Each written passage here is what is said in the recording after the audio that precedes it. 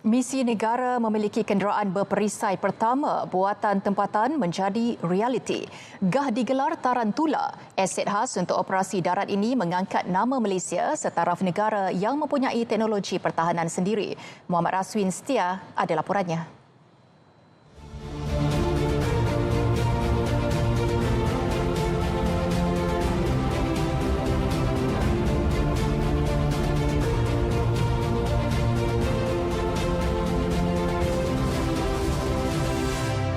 Bukan sekadar lasak, kenderaan berperisai mobiliti tinggi HMAV ini merupakan kenderaan combat ready yang mampu menghadapi pelbagai ancaman moden.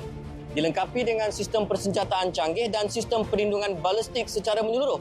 Bukan hanya kalis peluru, tetapi juga kalis ledakan letupan bom tangan dan periuk api. Seberat 14 tan dan mampu mencecah kelajuan sehingga 110 km sejam.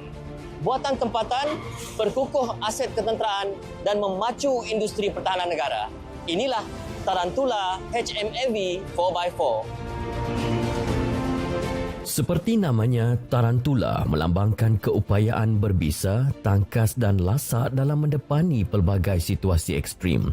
Kenderaan ini direka untuk menyesuaikan diri dengan pelbagai persekitaran operasi selain memiliki kuasa serangan tinggi ketika berdepan ancaman lebih besar. Kenderaan ini dibina dalam negara.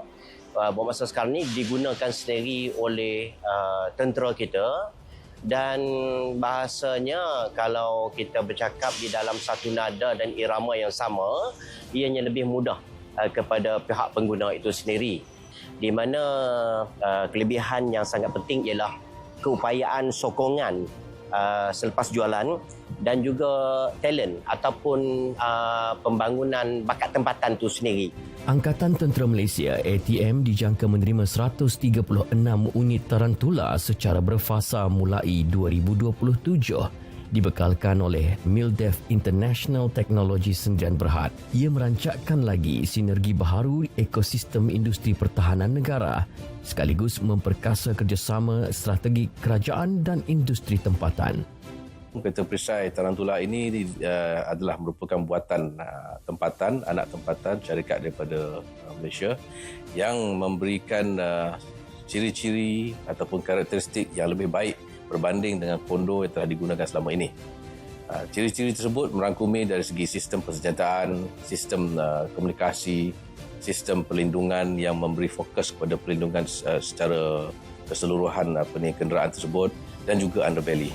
Ia akan meningkatkan keupayaan dalam operasi tentera itu sendiri. Aset baharu ini juga berupaya meningkatkan kesiapsiagaan serta keupayaan operasi tentera darat. Pada masa sama, menyokong aspirasi kemandirian pertahanan menerusi dasar industri pertahanan negara DIPN. Saya percaya pihak kerajaan perlu memberi keutamaan kepada syarikat-syarikat tempatan dalam membekalkan atau membangunkan self-reliance dalam pertahanan. Dan perkara ini perlu diperhalusi supaya kebergantungan kepada pihak luar tidak terlalu tinggi.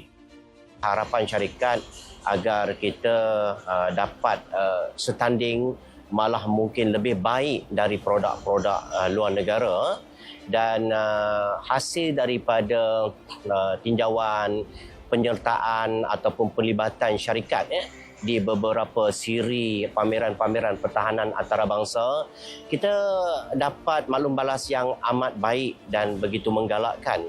Tarantula dan MILDEF bakal mencuri tumpuan di Pameran Perkhidmatan Pertahanan Asia dan Keselamatan Negara Asia DSA and NASTEC 2026 yang berlangsung di MITEC Kuala Lumpur bermula 20 hingga 23 April ini. Pameran dui tahunan ini menjadi pentas utama mempamerkan kekuatan industri pertahanan serantau dan antarabangsa. Ia bukan sekadar pencapaian teknologi tetapi simbol kebangkitan keupayaan anak tempatan dalam industri strategik negara. Muhammad Raswin Setia, RTM.